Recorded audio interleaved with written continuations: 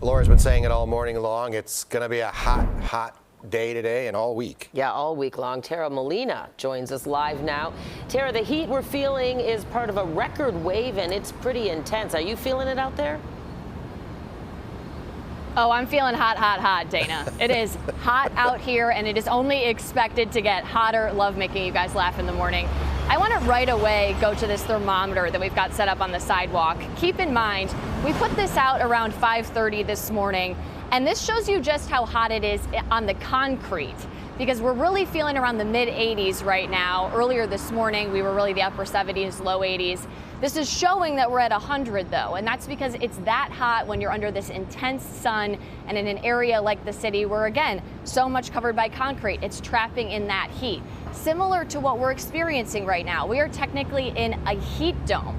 That means that the heat's being trapped, then baked by the sun, and it's why we really won't see temperatures dip too much into those overnight hours. We're going to continue to feel this really hot, kind of muggy temperature. It's why experts say that you need to stay safe, limit your activity and your exposure outdoors like we do in the winter when we have those really awful cold temperatures.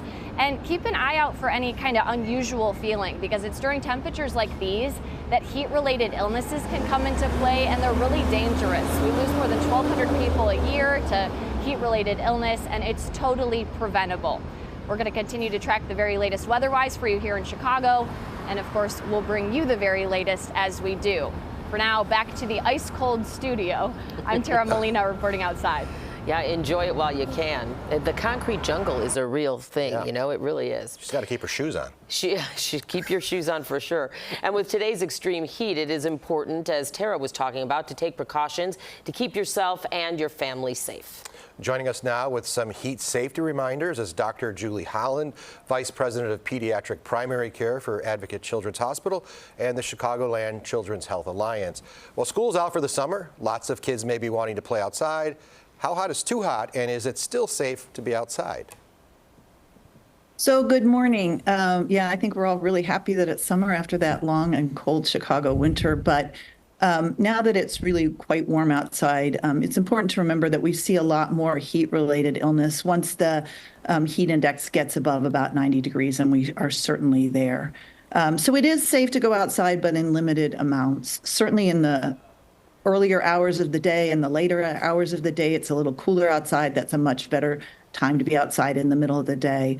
But for those people that are going to be outside, it's important to remember that you need to limit your time outside. You need to dress in really lightweight clothing if you can. Staying hydrated is major, and having cooling places to go and cool off in between your time outside is really important for your health as well. Like a cool studio that Tara Molina was just talking about, you know, after her live shot. But what are some signs that it's getting too hot or too dangerous out there? Is there some specific sort of trigger, you know, where maybe we should all stay inside now?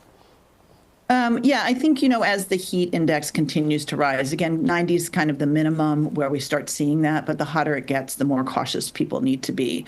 I think it's important to remember that if you see signs of heat illness in somebody, and those can be dizziness, confusion, they might feel really hot, they might be vomiting. All of those things are really emergency warning signs. So if that happens, those people need to get to a cool place quickly and seek emergency medical care. Again, it is very related to how hot it is. So the hotter it is, the more we're going to see that. And it is also related to your time in the sun. The longer you're spending in the sun, and especially if you're doing heavy work or exercising, those are increased risks as well. Mm-hmm. You know, you mentioned staying hydrated. What's a good gauge, you know, for kids? Like, how much should they be drinking? Should they be adding electrolytes to the water? What should they be drinking other than water?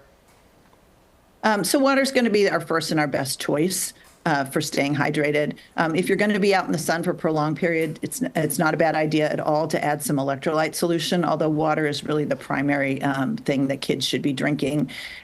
Sodas and juices, other things with sugar and caffeine are not really useful hydration fluids. I think it's really also important that people need to know that they need to be urinating frequently and they need to have light yellow urine. So if someone hasn't urinated in 6 or 8 hours or their urine is dark, those are also signs that they're getting dehydrated. And that's a big red flag to get that person out of the sun into a cool area and really hydrate them. Okay. And finally, sunscreen. What is your advice for sunscreen? What type should people be looking for? How often should it be applied, even if you're not swimming? You know, actually, let's even talk about if you're not swimming, how often do you need to apply it, but you're outside? So if you're outside, really a minimum of every 2 hours if you're not swimming. But if you are swimming, then again, putting it on once you get out of the water is a good idea. Your ideal sunscreen should have an SPF somewhere around 15 to 50. When you get above 50, there really isn't a huge advantage. There's not a big difference between an SPF of 80 and 100. So really you want to be in that 15 to 50 range, putting it on every few hours, using a sunscreen that says broad spectrum, so it covers both the UVA and the UVB rays. And then the mineral-based sunscreens, the zinc oxides, the titanium oxides, those do a better job and are probably a little safer than the other sunscreens. But some sunscreen is better than no sunscreen, so use what you have, put it on at least every 2 hours when you're out in the sun. And just a reminder that we don't really use sunscreen on babies under 6 months. Those kids are much more sensitive to the sun and much more sensitive to sunburn. So those little babies really should just stay in the shade. Well, that's an important note and reminder there, too. Thank you so much, Dr. Julie Holland. We really appreciate your time with us this morning. You're very welcome. Thank you.